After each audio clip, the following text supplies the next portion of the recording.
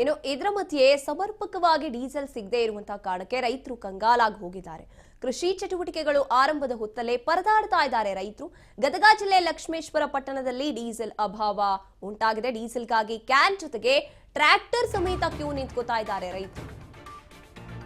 ಸಮರ್ಪಕವಾಗಿ ಡೀಸೆಲ್ ಸಿಗ್ತಾ ಇಲ್ಲ ಅಂತ ರೈತರು ಕಂಗಾಲಾಗಿ ಹೋಗಿರುವಂತದ್ದು. ಕೃಷಿ ಚಟುವಟಿಕೆಗಳು ಆರಂಭ ಆಗಬೇಕು ಈಗ. ಆ ಹೊತ್ತಿನಲ್ಲೇ ಈ ಒಂದು ಅಭಾವ ಉಂಟಾಗ್ತಾ ಇದೆ. ಗದಗ ಜಿಲ್ಲೆ ಲಕ್ಷ್ಮೇಶ್ವರ ಪಟ್ಟಣದಲ್ಲಿ ಡೀಸೆಲ್ಗಾಗಿ ಕ್ಯಾನ್ ಜೊತೆಗೆ ಟ್ರ್ಯಾಕ್ಟರ್ ಸಮೇತ ಕ್ಯೂ ನಿಂತ್ಕೋತಾ ಇದ್ದಾರೆ. ಬೆಳಗ್ಗೆಯಿಂದಲೇ ಕ್ಯೂ ನಿಂತಿದ್ದಾರೆ, ಆದ್ರೂ ಕೂಡ ಡೀಸೆಲ್ ಸಿಗ್ತಾ ಇಲ್ಲ. ಡೀಸೆಲ್ ಸಿಗದೆ ಟ್ರ್ಯಾಕ್ಟರ್ ಬಳಕೆ ಮಾಡೋಕೆ ಆಗ್ತಾ ಇಲ್ಲ, ಸಮಸ್ಯೆ ಆಗ್ತಾ ಇದೆ. ಕೃಷಿ ಚಟುವಟಿಕೆ ಹೇಗ್ ನಡಿಬೇಕು ಹೀಗಾದ್ರೆ? ಡೀಸೆಲ್ಗಾಗಿ ಕ್ಯಾನ್ ಅಷ್ಟೇ ಅಲ್ಲ, ಇಡೀ ಟ್ರ್ಯಾಕ್ಟರ್ ಸಮೇತ ಬಂದು ಕ್ಯೂ ನಿಂತಿರುವಂಥದ್ದು ಬೆಳಗ್ಗೆಯಿಂದ. ಲಕ್ಷ್ಮೇಶ್ವರದ ರೈತರು ಪರದಾಡ್ತಾ ಇದ್ದಾರೆ. ಡೀಸೆಲ್ ಅಭಾವ ಉಂಟಾಗ್ತಾ ಇದೆ. ಎಲ್ಲ ಒಂದ್ ಕಡೆ ಆದ್ರೆ ವಾಹನ ಸವಾರರನ್ನ ಮಾತ್ರ ನಾವಿಲ್ಲಿ ನೋಡೋಕ್ಕಾಗೋದಿಲ್ಲ.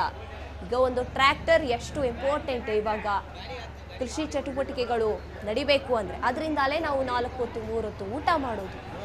ರೈತರಿಗೆ ಸಮಸ್ಯೆ ಆಗ್ತಾ ಇದೆ ಇದರಿಂದ.